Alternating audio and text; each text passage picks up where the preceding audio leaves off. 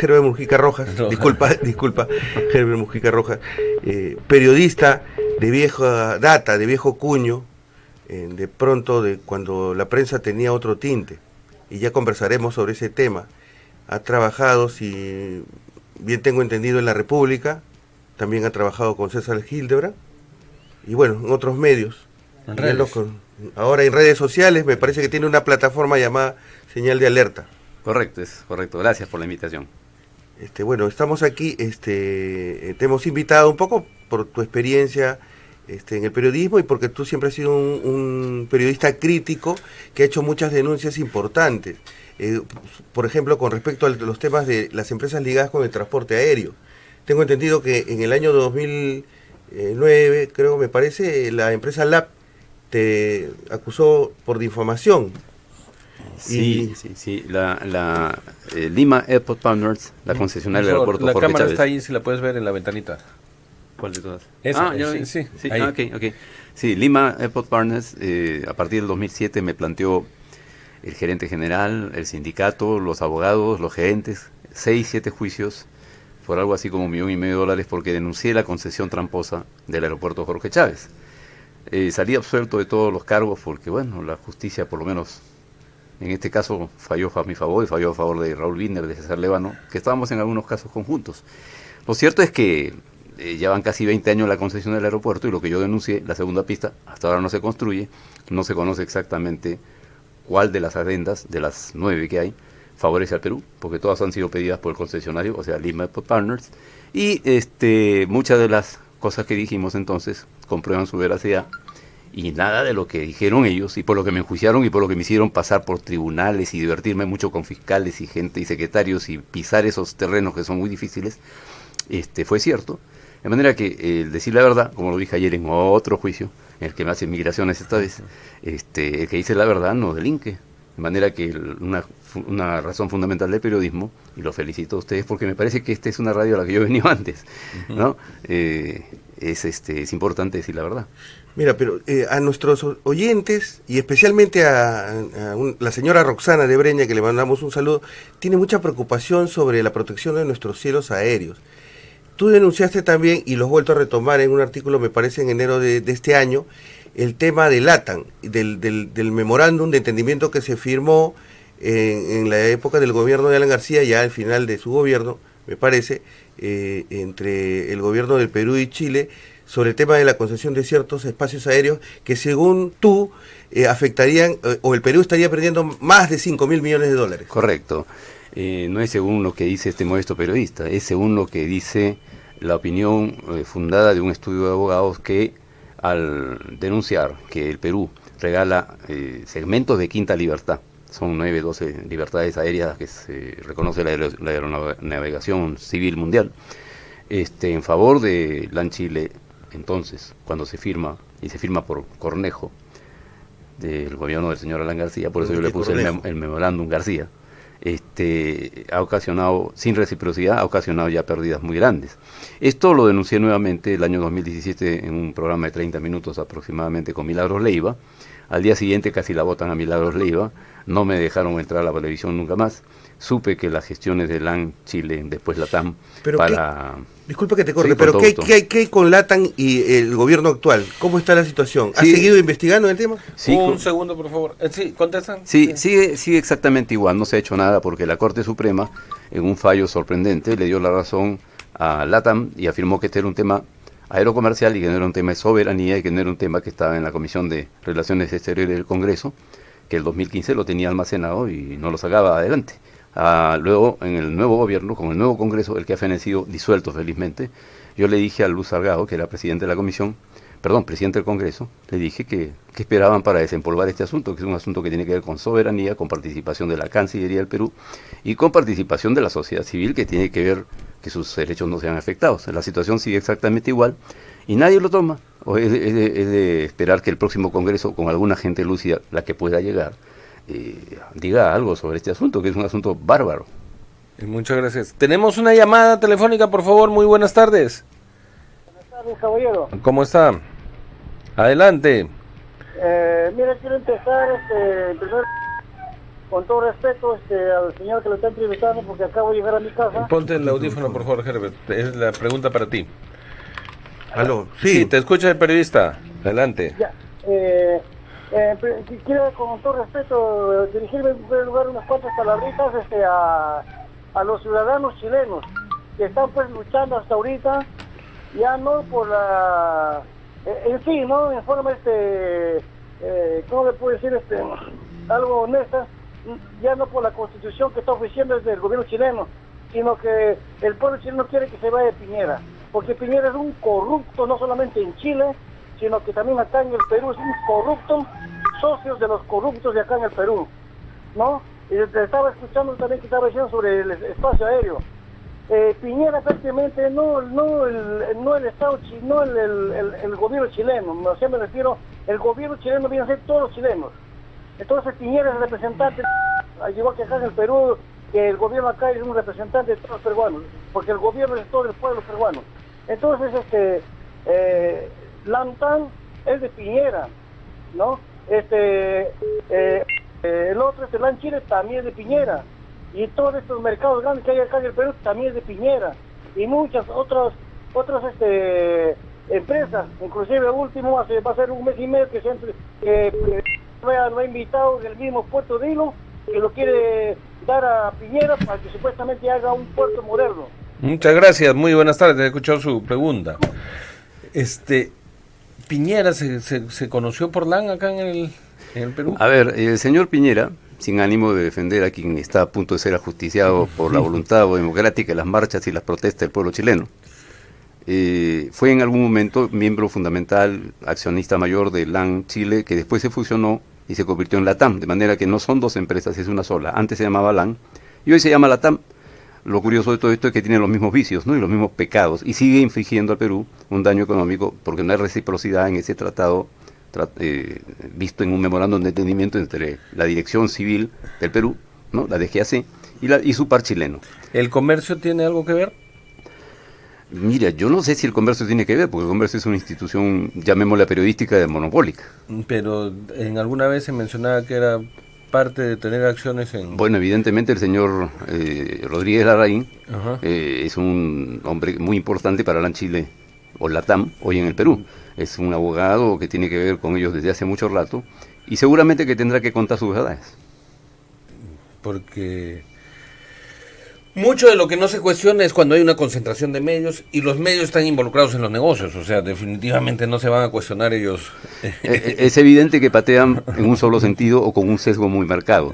Es evidente, por ejemplo, que cuando uno le manda declaraciones o investigaciones como las que suelo hacer, que están fundamentadas y documentadas, y por eso entiendo yo que me enjuician, porque saca pica, como decía nuestro colega, de repente lo conocieron ustedes que son más jóvenes, Hugo Villasís, papá de Graciela Villasís, la jefe de investigación del comercio, del comercio, sacan pica.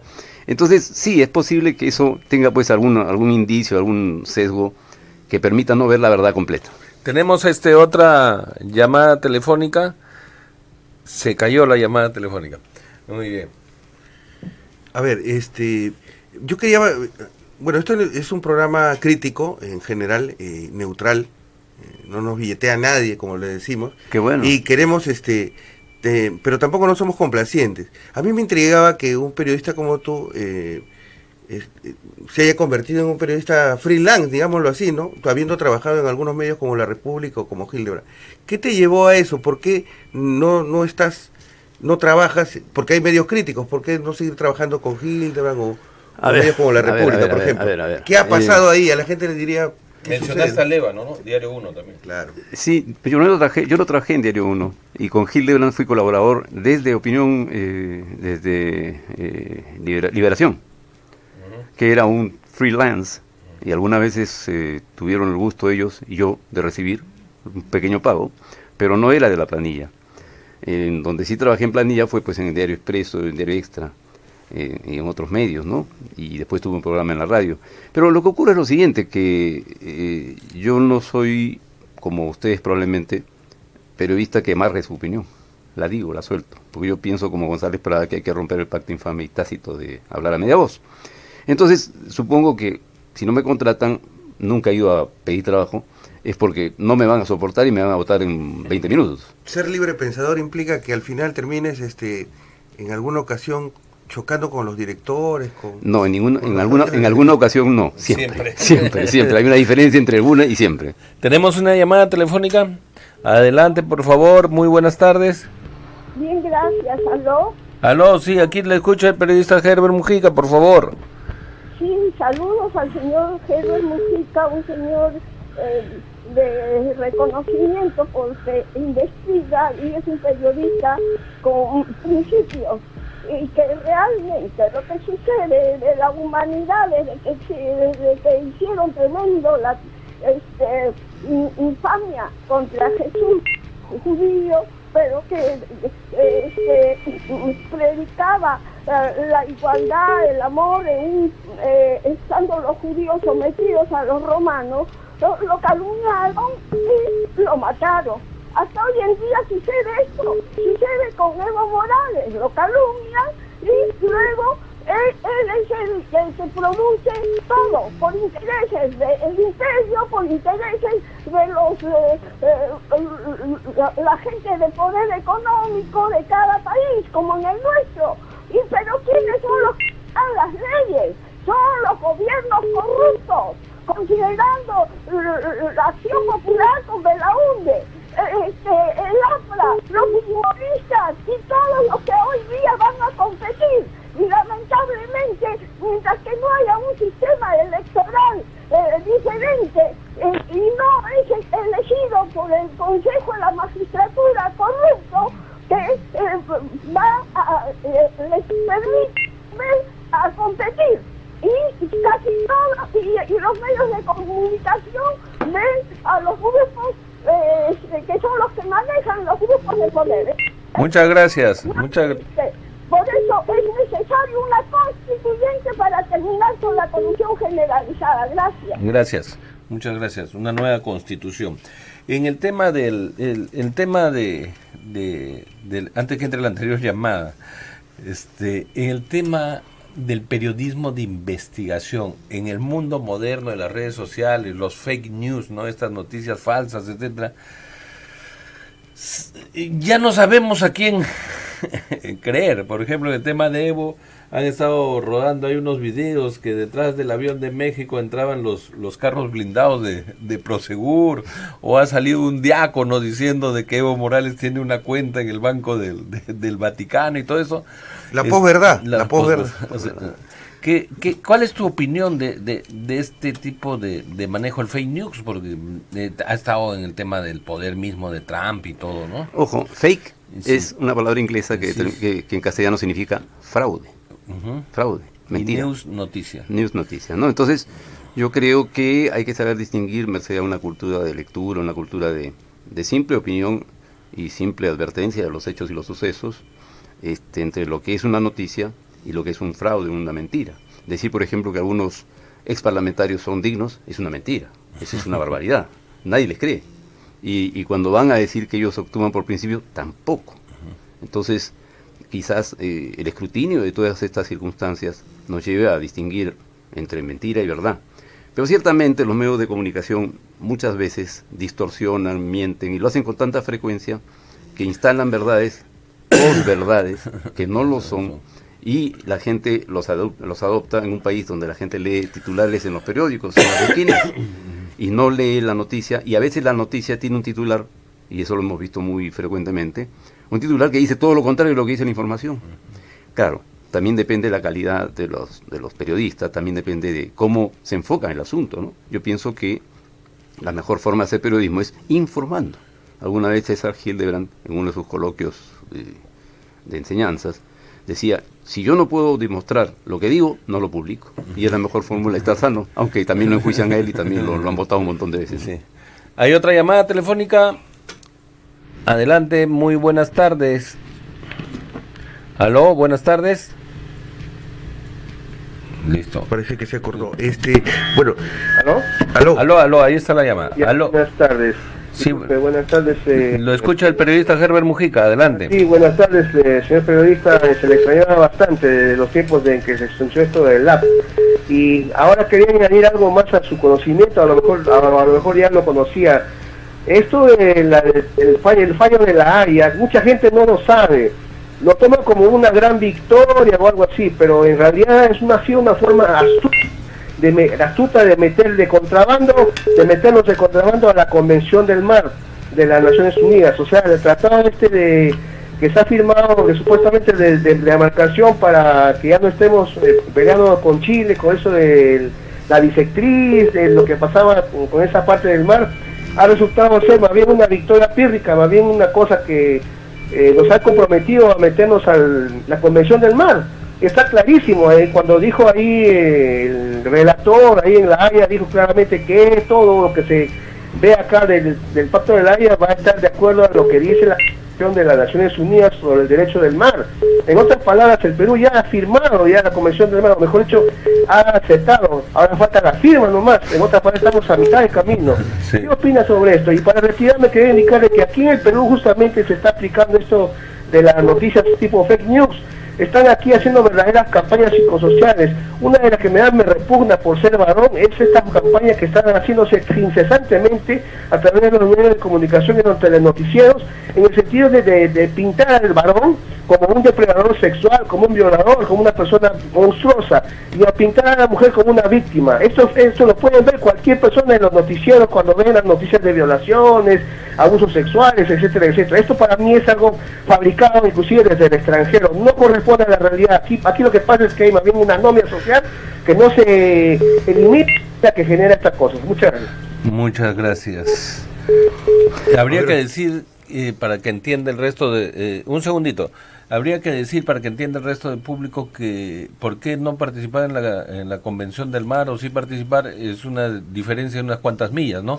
En la actualidad son 200 millas. Si entramos a la Convención del Mar, nos reducimos a 25 millas. ¿Estoy en lo correcto? Bastante, más cerca de la realidad que las imprecisiones que se han dicho. Yo respeto mucho la opinión del lector, del oyente. Creo en su entusiasmo sobre la soberanía del Perú, pero hay que decir con mucha precisión y claridad que el tema de la soberanía aérea se refiere, como dice la palabra, a los cielos del Perú, a sus fronteras, y delimitadas y reconocidas además en la Constitución del país. De manera que el tema de la TAM no tiene mucho que ver con el asunto de la Convención del Mar, que, como lo dice su nombre, es referido al océano, a las millas que se tienen, y la suscripción de un tratado internacional como la Convención del Mar, a la cual el Perú no ha suscrito. Tengámoslo muy claro, ¿no? El Perú no ha suscrito esa convención desde 1981, que se crea y que se impulsa, y que el Perú reserva su voto, ¿no? Reserva su voto ad referéndum, para la información, ¿no? Tiene que ser confirmado. Necesitará primero de un gran debate nacional, en el cual tendremos pues que opinar los de la sociedad civil, los periodistas informados, tendremos que opinar todos aquellos en un nuevo Congreso, que tendrá que informarse primero de qué se trata este asunto, porque yo dudo mucho que lo sepan. Está en el grado de ignorancia esta gente, y tendrá que ser refrendado por el Congreso o por dos legislaturas extraordinarias, simples, o una extraordinaria que sancione la adhesión del Perú a la Convención del Mar. Mientras que eso no haya ocurrido, no se ha suscrito la Convención del Mar. Es posible la idea de un contrabando en el sentido que lo dice el oyente, que una cosa trae a la otra. No obstante, somos un país soberano, un país que tiene un mar muy rico, que está siendo depredado por las costas, no solamente por la cuestión de las cotas del mar, sino también por los narcotraficantes, por las flotas que se llevan en pesca de arrastre en cantidades gigantescas, que depredan o matan las especies jóvenes. De manera que este es un tema que no podemos tomarlo a la ligera, porque tiene que ver con el espacio marítimo, tiene que ver con las fronteras, pero tiene que ver sobre todo con una conciencia que yo he llamado la pentadimensionalidad del ser peruano: costa, sierra y montaña, el mar de Grau, pero también los cielos aéreos. Es una forma de verlo en quinta dimensión, algo que muy poco se dice, no se estudia, y que pretendo ponerlo en algún momento, cuando tenga algún tiempo y paz económica, que no la tenemos los periodistas siempre, para poder estudiarlo y lanzarlo. Y el tema del subsuelo, que mencionó hace un par de meses Hernando de Soto, que están ahí en conversaciones con Antauro, la propiedad vertical, ¿no?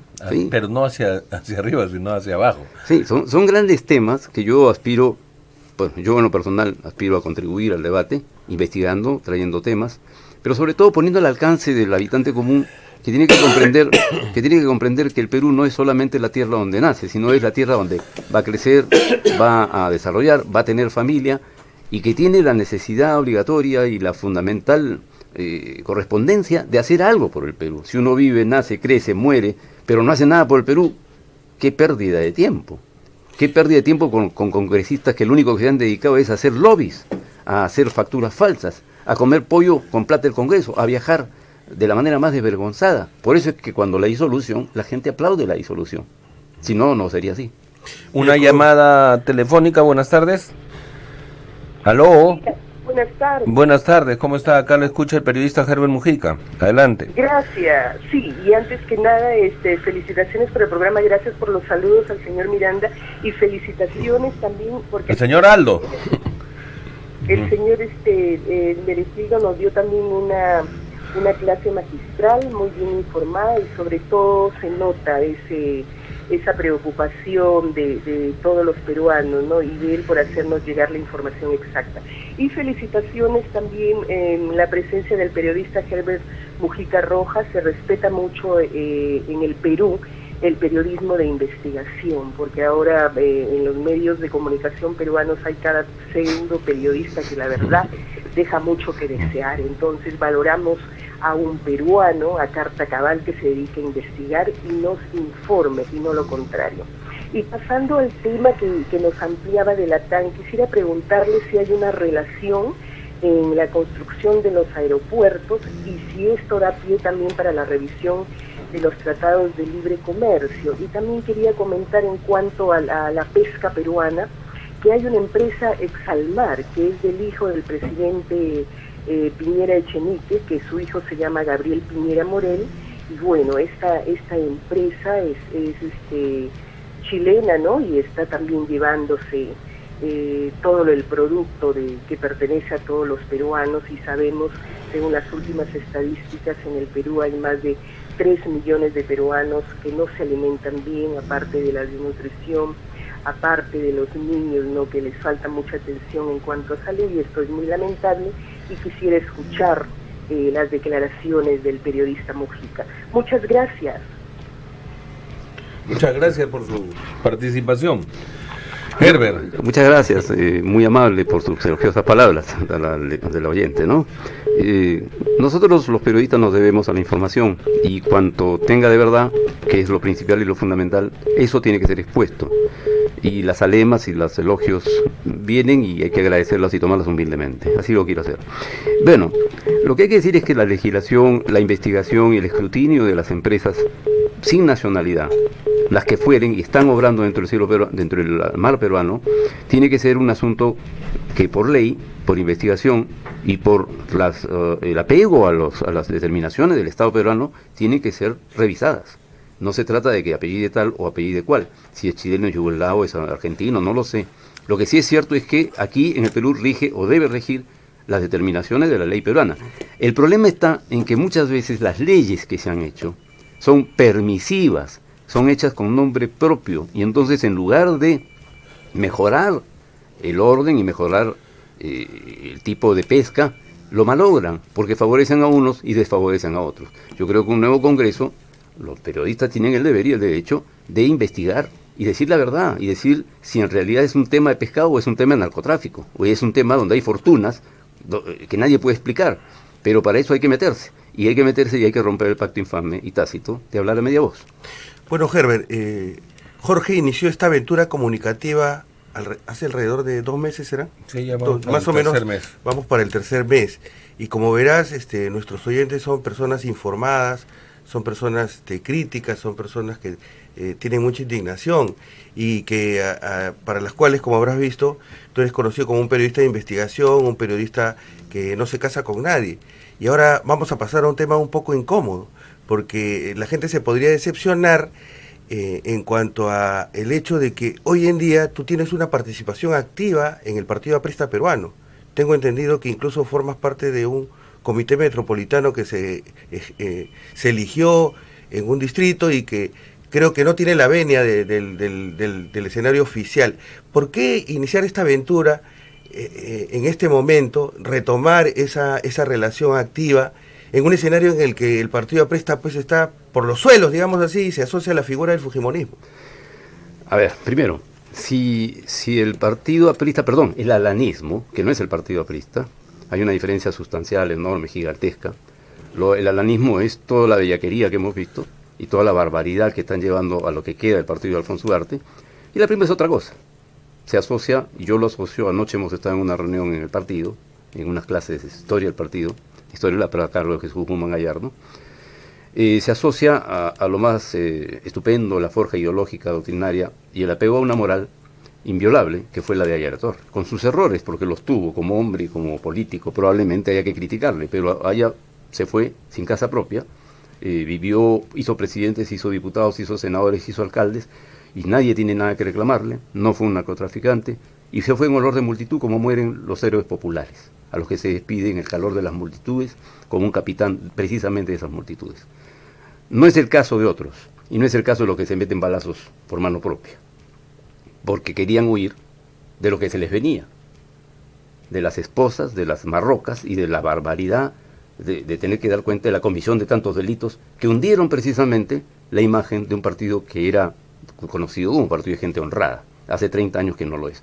Mencionaste mi participación en lo que se llama un comando de acción de Lima. Porque alguna gente podría sonarle un poco incoherente este hecho de que tú seas tan crítico y que ahora que no te casas con nadie y que ahora de alguna manera demuestres una participación activa. Perdón, quiero precisar lo siguiente.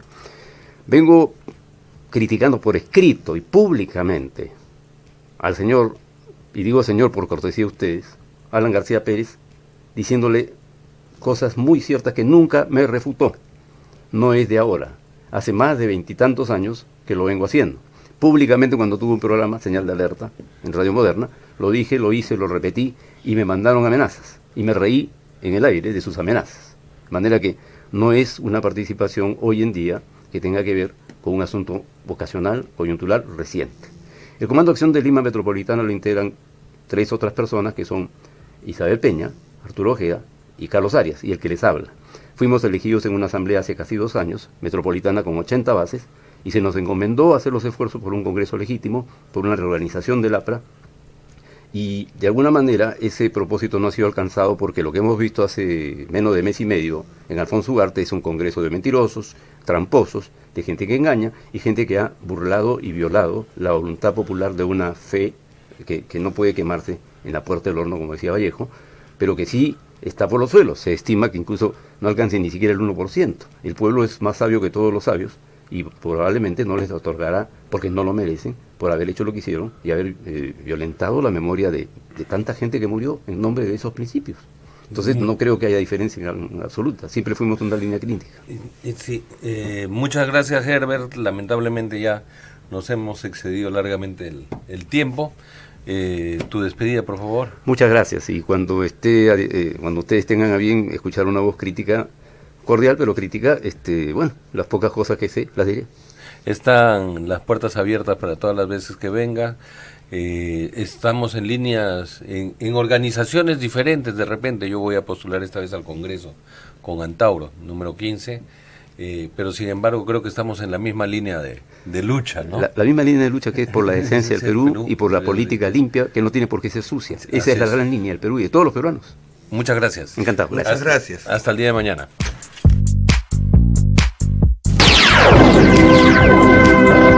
Estamos transmitiendo desde el Pacífico Sur, Miraflores, Lima, Perú, Radio Latina, 990 AM, a nivel